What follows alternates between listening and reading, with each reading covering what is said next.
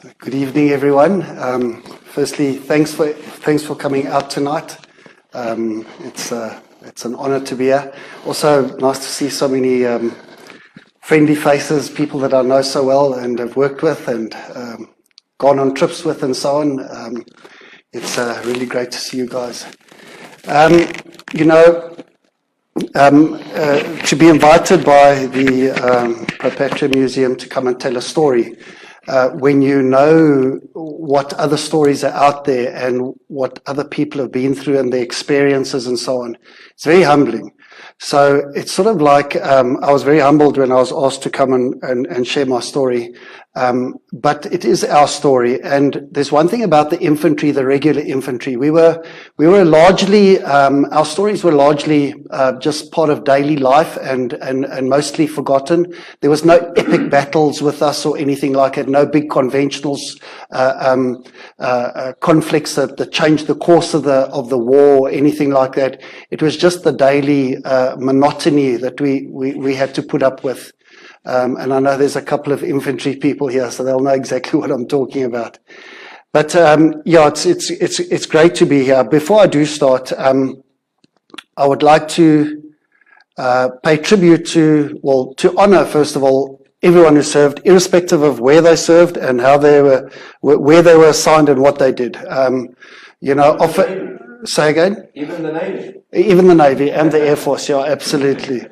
Yeah, I mean, and specifically to the South African infantry, because the story is about them. It's not about us. From me personally, I'd like to pay special tribute to my own platoon. That I was their platoon commander at 19 years old.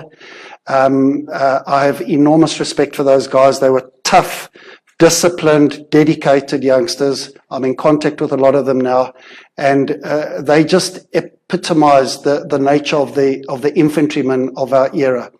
And then a very special mention and welcome to Don van Staden there, who was actually with me in the story that I'm going to tell you tonight.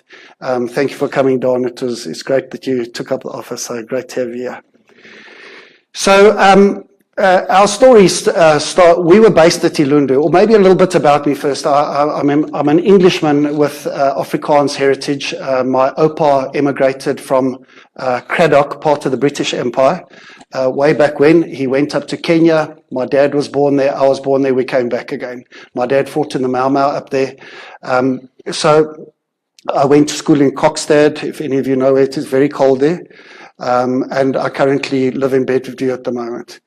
I was first called up to 3SI and then went to infantry school, and then in my second year I was sent to 5SI, where I met Don and the rest of the platoon, which we trained for a few more months, and then we were deployed up to Ilundu in 5-4 Battalion.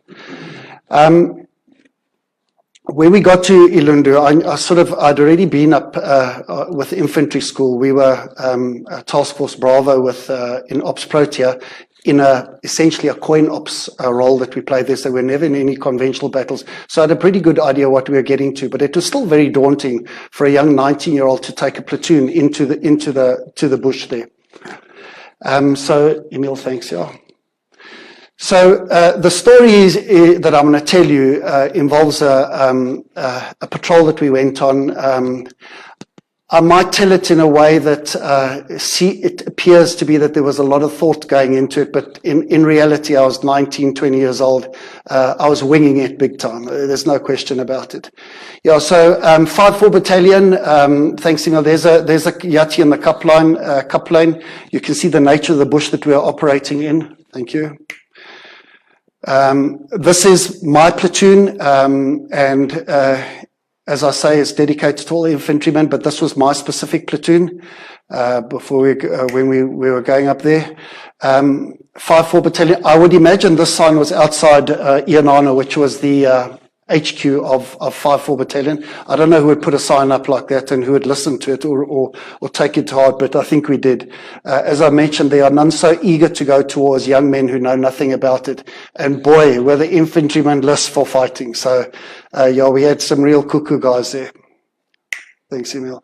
So 5-4 Battalion is, just to give you a bit of understanding where it was almost like in the center of the operational area, right at the north, and it was a pretty active area, and where we were there, it was a pretty active time as well.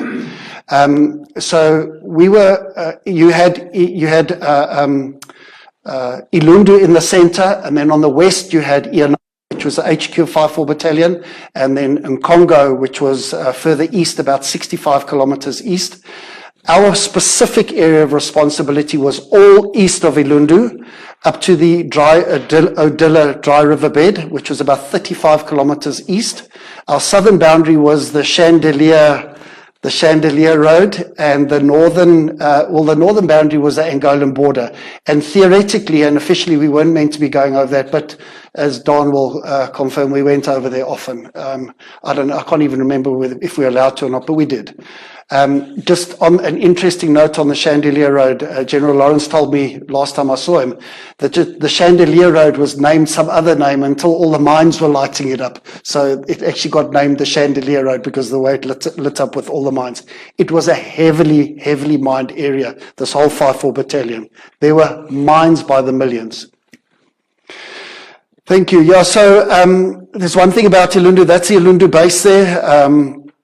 In that circle part there, and the Ilundu had absolutely terrible water. It was shocking. It was brack, and when we left for patrols, we emptied our water out at the very first Shona, and we filled up with the dirty Shona water. That's how bad the Ilundu water is. You might remember the Johan van der Mesch story, he was captured from a waterhole about 4 kilometers south from Ilundu. That set up a waterhole to provide water for Ilundu, and that's when he was captured at that little outpost over there.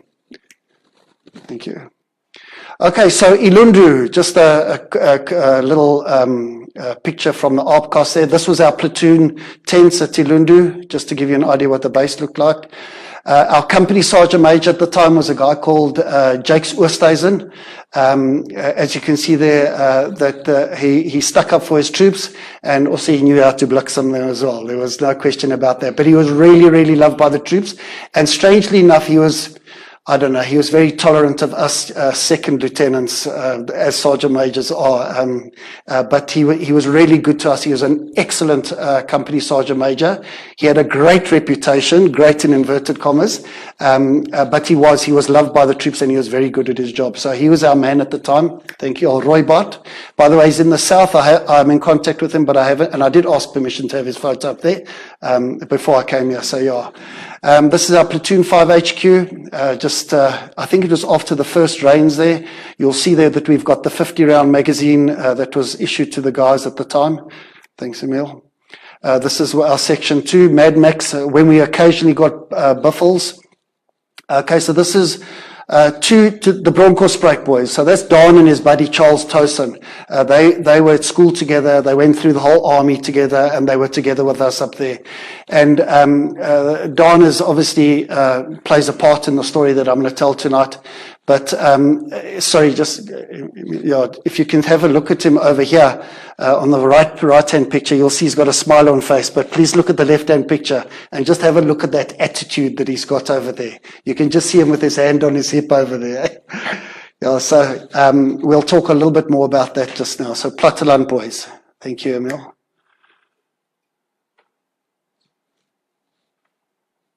Okay, there's a picture of Don when he was a young guy. He looks a little bit older now, not much change over there. Thank you.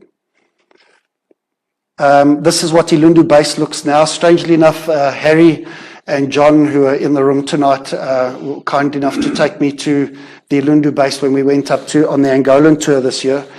We stopped over at the base there, and I took some videos. It was really nice to be there and see what's left of it now. Not much, I must tell you. Thanks. So the terrain and the climate in the area, thick Wambeland bush, not a stone in sight, plenty Hackensteek, 40-degree temperatures, soft beach-like sand. It was flat, scattered shaunas, dry, cloudless skies for most of the time, and very cold nights. I think you can see how thick that bush was over there, and the shaunas in between. Thanks, Emma. Okay, that's typical of Wambo Kraal and Wambo people. Thank you. There's a local population, or the Bushmen. The Bushmen up there, they were authentic, the real deal at the time. They didn't even acknowledge our presence when we walked into their kraals and so on. They just went about their business. And it appears they didn't mix with the other local population either. So they were very divorced from the war at the time. Our equipment, we used to carry very heavy H-frames, about 50 kgs. You might think that that's a bit of an exaggeration, but those H-frames drove your heels into that beach-like sand. And then when you're doing between 10 and 20 k's a day, it's absolutely exhausting. We had kit with us, medical bags, sleeping bags, cutlery, ground sheets, pillows, jackets, 7 days of food, webbing, first-line ammunition and rifle grenades, 50-round magazines, and extra ammunition that we used to steal from somewhere, spare LMG belts for the LMG groups, mortars to help the mortars carry their flares, grenades, smokes, white phosphorus, our radios, 7 spare batteries, as much water as you could carry, up to 10 liters, and then your navigational equipment. Many people say the second lieutenants needed that stuff, apparently. So Ilundu was a very dry area. In the area that I described to you just now, there was very little water there. I think there were 3 water holes, and you were lucky to have water in them, because the locals took the water from it as well. So it was genuinely the most challenging aspect of our time up there, was actually getting water. It was a major factor in our life. The daily physical challenges, long hard patrols, 10 to 25 k's, physically exhausting all day, every day for months. Heavy kit driving your heels into the sand, treacherous hak and steek thorns, muggies permanently around your face, 12 hours a day. They used to try and get in your nose, your eyes, and your ears, and the sweat. They were all over you all the time, all the time. And then you had the very hot days and very cold nights. And because you're out there the whole time, you often had jippo guts and often dysentery as well. Which is very, very dangerous. So yeah, the water was a challenging issue. Thanks, Emil. So the mental challenges for the infantry: staying alert for enemy presence when physically exhausted, walking through that bush when you're so tired, you're walking like this because your kit's so heavy, cutting into your shoulders, and then you must still be alert. And ducking and diving the hak and steek. We lived like primitive humans, far away from any form of civilization. We're not being able to distinguish between the civilian and the enemy and the Shaunas and so on, because they would dress up in civilian clothes during the day, but if you put your hand on their hearts, it was pounding like this, and you just knew that you had something over here, but you couldn't do anything about it, You had to maintain calm and focus in physically torturous circumstances. You had to suppress your emotional pressures that could ignite explosive destructiveness with just provocation. So the very hard physical aspect of it was could actually make you unstable, and some guys did get unstable. Managing your self-preservation instincts to remain humane. In other words, we only wanted to look after ourselves. It was of such a nature that that instinct of self-preservation kicked in, and you didn't really care about other humans, to be honest.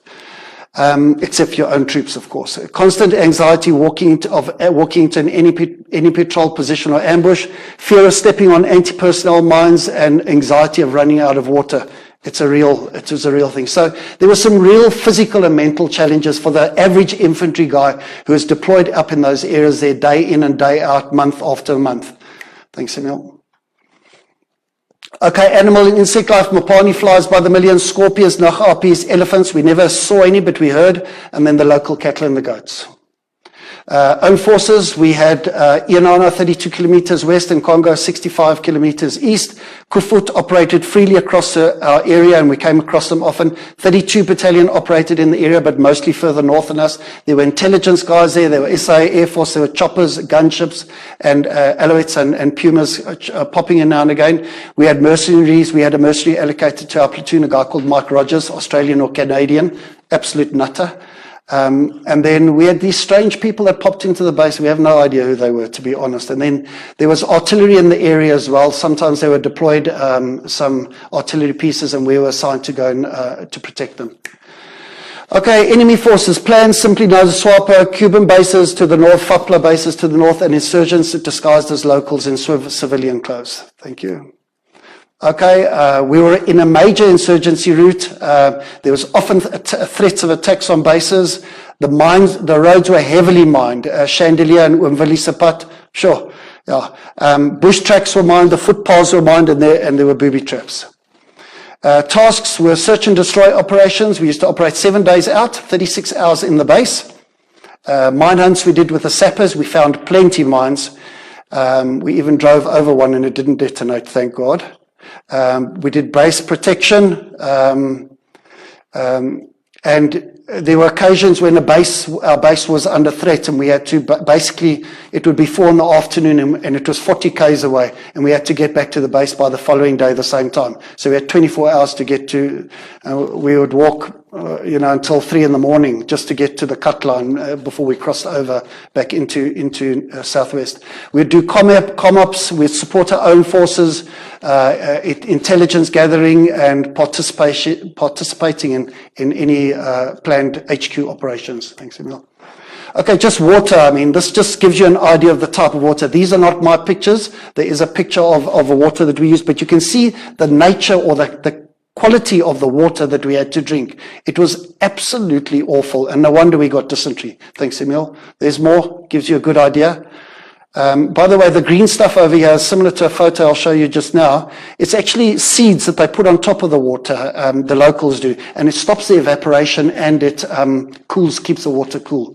So that was an interesting, I mean, have a look at that water, guys. It's shocking. Thank you. Yeah, thanks. All the water bottles there. So there's the cut line and the cup lane, north of Ilundu. Thanks, Emil. Okay, so the story plays out at a place called Umundangilo. It's about 15 kilometers east of Ilundu, and it's about 6 kilometers north. It was right next to the Angolan, the actual border itself. And I put here that we requested to be deployed in this area. I actually did request it, but I was told by my in a very polite way, and it was polite, genuine, that I'm not the one who dictates where I get deployed. But anyway, on this particular case, I was sent to this area, and I had a very specific plan that well, it was a plan. How specific you can be at 19 years old, not quite sure. But anyway, thanks, Emil. 9th of September 1982. If you have a look there, you'll see we've got Ianana in the center, that green spot, and then Ilundu, and that is a Shawna there where the incident I'm going to tell you about played out. So Ilundu was there, and then we had to get there. So I had looked at maps similar to this, and I'd realized that there were footpaths going north that on the map looked very similar. On the map, those footpaths that went north into Angola looked the same width and breadth or width and used. But when we went to Umundangilo and I saw the path on the ground, I realized that this footpath was actually a lot wider and it was slightly deeper as well. There were other telltale signs. There was young men in the area as well, which was unusual for that area because they were migrant laborers. So they were mostly away in the towns working and so on. But there were youngsters around there. And also we did the heart thing here. And I mean, those hearts pumped like that. We had also bumped into a number of people actually planting mines on Umveli Sapat.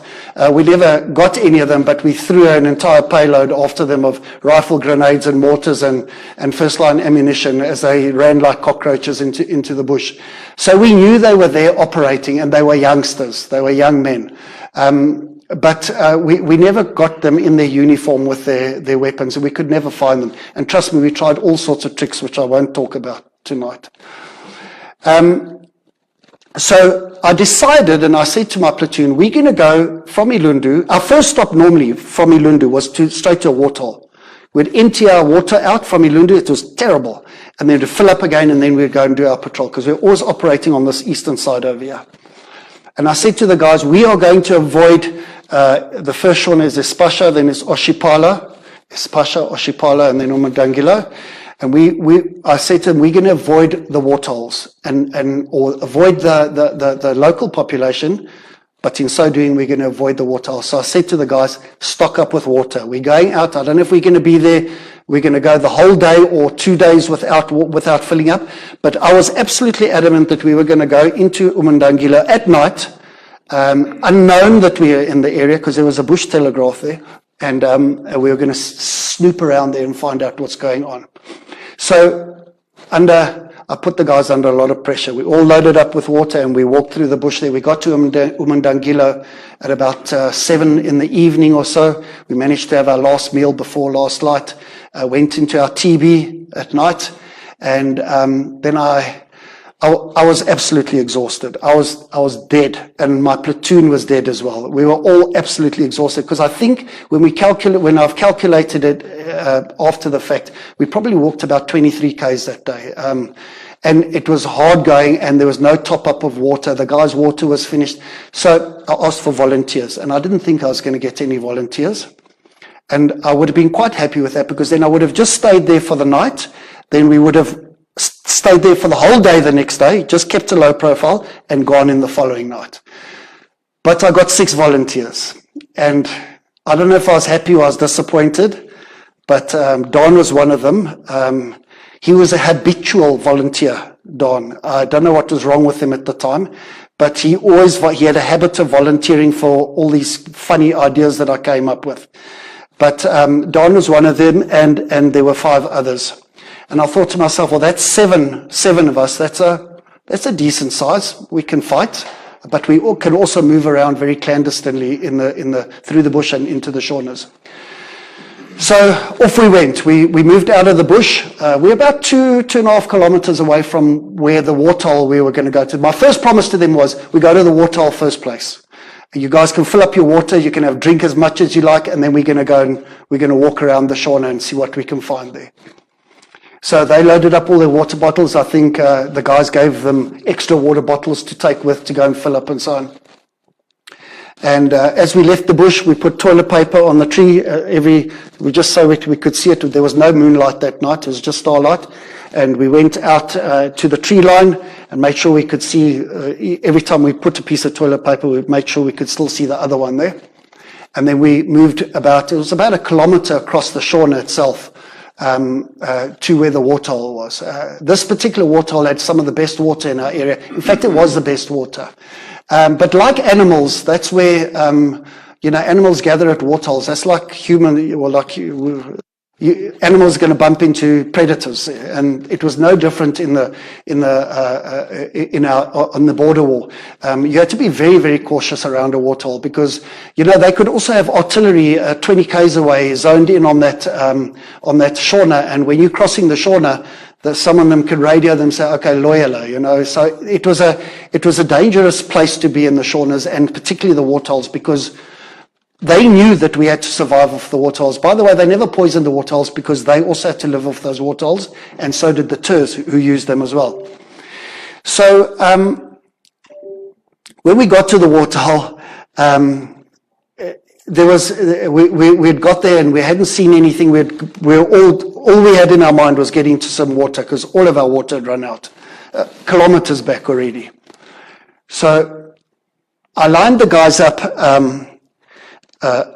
around, just on the one side of it, just in a line, and I sent 2 guys down into the waterhole to go and fill up their water bottles. But at the time, there was a hell of a noise from a kraal about 100 meters away, south of us. There was a lot of noise. Now, this wasn't abnormal, and nor was it normal, but it was interesting. It was worth paying attention to. I'd been issued with some night sight equipment for the very first time. The Mott or the Lot, I think it was something like that. They're pretty awkward to use and very primitive, but once you got them going, they were great. So I was using this. I was still outside the waterhole, and I was using the binoculars to look around the Shauna. Couldn't see anything, but we kept looking at the kraal over there, where there are a lot of talking going on, males talking. So there was probably where we were going to go and visit pretty soon, once we'd filled up with our water bottles. But while the first 2 guys were down in the waterhole, I saw that it went quiet. And I looked that way to see why the Shauna was dead quiet. Dead quiet. And I looked that way and I saw movement coming. Those night sight equipment is like a green sort of look about it. Anyway, I saw movement coming, and now I'm thinking, geez, what are these local... There was a curfew in Novemberland at the time. They weren't allowed to be out after sundown, and if they were, there's a good chance they're going to get shot up if they ran into the SADF guys. Anyway, I was petrified that one of my guys was going to kill innocent civilians, locals, and I was very nervous, I must be honest. But as they got closer, I saw there was a big crowd coming our way, and they were coming like right in our direction as well. So by the time I realized what was going on and I saw a big crowd, I hadn't seen any outlines of weapons or anything like that. I sent one of the guys back down into the hole to go and fetch the other 2 guys. So now we're 4 left on top. When they got closer, started getting closer, I was counting with through the night sight equipment. It was pitch dark. I mean, it was very difficult to see at night. You could only see their outline if you were low down and they were sort of against the shore in the distance. As they got closer, I saw first of all a rifle belt or a belt, and I thought, no one carries sticks with belts on them. And I looked closer, and then I could see the actual outline of the AK-47s, and I realized that these were TERS coming our way. The third guy is still going to fetch the guys in the warthol. Anyway, as they got closer, they were so close. They were literally from here to the back of the seating area over here in front of us. And I stopped counting when we got to 20 because I only saw a few more after that. I can't say it was 22 or 24, but it was more than 20. So now we're 4 up there, and there's 20 of these guys, 20 plus of these guys. 3 of the guys are in the warthol, and these guys are literally on top of us, but we absolutely dead quiet. So I managed to click my rifle onto automatic, not onto repeat, because repeat is 1 more click down. We didn't have that luxury. So I clicked it onto automatic, and I don't know if the guys even sitting right next to me heard it. They probably did hear the click, but we were dead quiet, and they could hear the walking through the sand. And I was thinking, geez, what do we do now? Do we let these guys just go? They outnumber us big time. Do we let them go, or do we take them on? I quickly assessed the surprise element that we had. I understood very clearly that we had major surprise on our side, and also I just knew that there was never any doubt in my mind. I went out to go and find them, but I just knew my guys would never forgive me if we didn't have a shot at these guys, you know. So I'd been lining up the front guy all along like that, and when they were sort of they were in the center of our kill zone, the middle of the queue, the line was in the center of our kill zone. I let rip, and so did the other guys. They all started firing. There were traces all over the place, and obviously I don't even know where the other 3 were, whether they were back with us or not or anything. I know Don had a jam, which he discarded his magazine and put on another magazine. And it was all over pretty soon. In the dead of night, there's all this gunfire going on, so on. Then it was dead quiet again. Absolutely dead quiet. I'd started the shooting in a kneeling position, and I ended up flat on the ground shooting like this. It was scary. There's no question about it. Anyone who says that they're not scared in circumstances like that, I don't know. Anyway, the adrenaline was pumping, so we were functioning and we were focusing just great, and our training was great. So everything just kicked in and everything was going the way it should be going. Now, at this point in time, I didn't know if any of my guys were hurt. I didn't know where the other 3 were. I didn't know where the enemy was. Were they still around us? Had they run? Were there any that were just lying down waiting to line us up or anything? Because now the night sight equipment with the flashes and all the dust, it was non-functional. It had to recalibrate, if I could put it that way. So we had a quick consolidation there, and I checked that everyone was all right. Everyone was okay. And then we actually just sat there dead quiet to hear of any movement around us or or make sure that no one can identify where we were, sort of thing. I managed to get the night sight equipment up again, and when I scanned the area, I saw movement about, it was probably about 10, 15 meters in front of us, slightly to the right. And I shouted to the guy, and I said to him, throw your weapon away. So he shouted back in Afrikaans. He says, I have thrown it away. I just couldn't believe what I was hearing. This guy was talking back to us in Afrikaans. Yeah, not quite. But yeah. Anyway, so we were absolutely stunned. It was like, geez, have we shot some of our own people here or something like that? Anyway, he said he had thrown the AK away. I said, don't lie to me. I can see your AK. I can see it. I've got night sight equipment. If you got what, you better throw it away now. I gave him a last chance, one warning. I said, if you don't throw it away now, I'll kill you. Anyway, so he threw it away. I saw him throw it away, and I heard it land as well. So I knew it was a good 3 meters away from him or so. I then said to a guy called Richard Renier Boucher, rest in peace, he died earlier this year. He was the biggest guy in our platoon. He was a really big guy, gym boy. I don't know where he was from, but I think he was from Kempton Park or something like that. And he was a LMG gunner. And I said to him, Boucher, I want you to go there and make a noise, because I wasn't prepared to send my troops to go and jump on the soak. So I said to Boucher, go over there and make a noise, distract him. I'm going to run and go and charge and jump onto this guy. So at that point there, Don piped up. He says, Nee luitenant, nie Boucher nie, ek is kleiner, ek is vinniger, ek sal dit doen. So I sort of assessed it. I was actually looking for a bit of beef, and at the time, as you saw, Don was a slight man. But I'd known him to be a reliable guy, and he always volunteered for stuff, so I had a lot of faith in him. So Don went to the side, and I said, just make a noise, and I'm going to run and jump on the soak. So it didn't take long. As soon as I heard him making a noise over there, I sprinted and I jumped onto this guy. As I jumped onto him, he had pulled out a Tokarev pistol and he tried to get a shot off at me.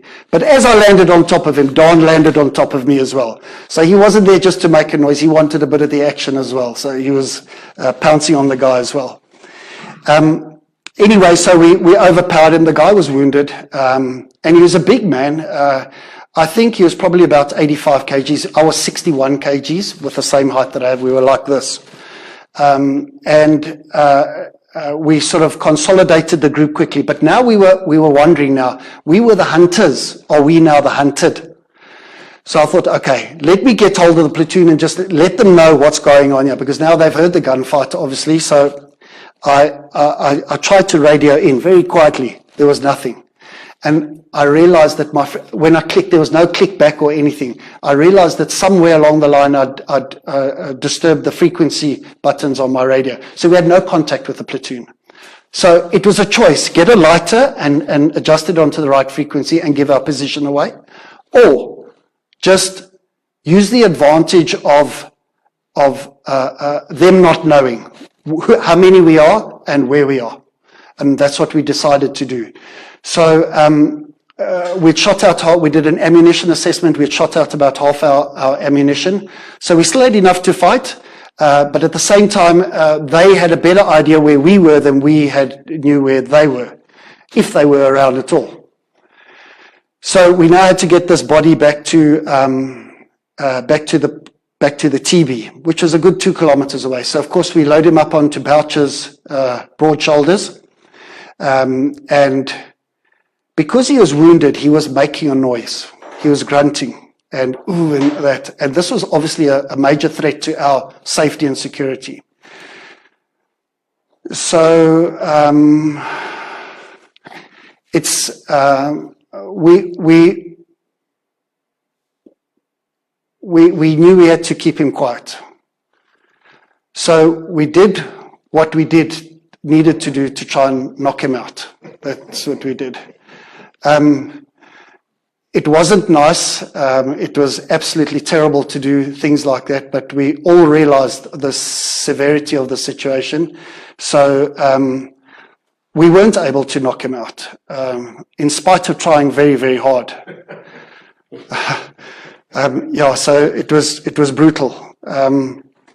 Anyway, we found our toilet paper and we managed to get back work our way into the platoon, TB. And when we got there, we dumped the body in the center of the platoon. I was the platoon commander, so I slept in the center of the TB. I was so the murin because I hadn't had any water. I didn't manage to fill up the water, and so only 2 guys managed to fill up their water, and I think they only managed to fill up 1 or 2 bottles. So I was really, really thirsty. But anyway, I actually just turned over and went to sleep, got in my sleeping bag and went to sleep. And then during the course of the night, Don came to me and he said, the guys died. So I said, okay. And I literally just turned over in my sleeping bag and went to sleep. I actually didn't care. And that's why I said the hardness, the difficult daily routine just turned you into an animal. You just had no compassion whatsoever for human life. The next morning when we woke up, I radioed into base, and at the time there was our captain. We had been commanded by Jeff Skilpot Patterson initially, and then Captain van Staden arrived. He took over from Major Patterson, and Captain Patterson was an excitable gentleman. I think he had been an NCO before. He must have been a very good NCO as well. And he had become commissioned, and at the time he was a captain. A hell of a nice guy, was very dedicated as well, real straight down the line guy and so on. But when I radioed into the base, he absolutely went ballistic with me. He lost his mind with me. Because what had happened is a fellow platoon commander and his platoon were about 7 kilometers away, and they'd heard the gunfight, so they'd radioed into the base and they'd said, listen, there's a gunfight going out there, and do you know anything about it? And of course, Mr. De Bruin decided that he's just going to get back to the TB and have a good night's sleep and rest, and contact the base at his leisure about this contact. So he said that they'd been up all night and they had been worried about us, and did we need medical equipment and medical help and so on. So I fully understood the pasting. It was one of these there. So, it was really giving me a hard time about it, but I understood it. And I also knew that when we got to base and we told the story, he'd like us again. It would be fine, So that happened there. Then a platoon, a vehicle, a section, was sent out from Ianana. It happened to be from infantry school, was doing their training up there. And a guy was in my platoon, a guy called Johan Versace. He was sent out. He was a corporal. He stayed behind to train infantry school. He was sent out to come and fetch the body. And when I met him, it was like so nice to see him.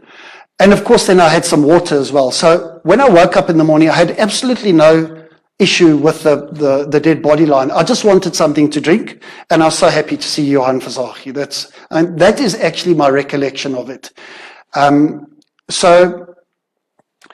then they took the body away. We did go back into the Shauna the next day. And Don, I think you found, what did you find? Was it the Blitzbreaker, not the Blitzbreaker? Or did you find that on the patrol that night? The same night? Okay. What was it? Rambot, that's right, yeah. We didn't find his magazine, and we didn't find any more bodies or blood or anything like that. I do believe that they got a follow-up operation going up after that. And of course, the infantry left out of it there. So, that was basically the end of the story. We took a gamble. It was a calculated gamble. We used very basic instincts to try and figure out where we'd run into these guys. And I have to mention that after that, our company started getting a lot more successes, and it was all at night time. So they took a lead out of what we had done, and they started operating at night, and they started getting a pretty good success rate from then on. That's it, guys. If there's any more questions, or if any questions that you guys would like to ask, yes, Willem. to make sure, you have no idea how many guys you've maybe clobbered? No. No, not at all. As I say, we went back the next day. There was no blood that we could see. And the magazine was gone. His magazine that he had in his storing, that he had discarded, it was gone as well.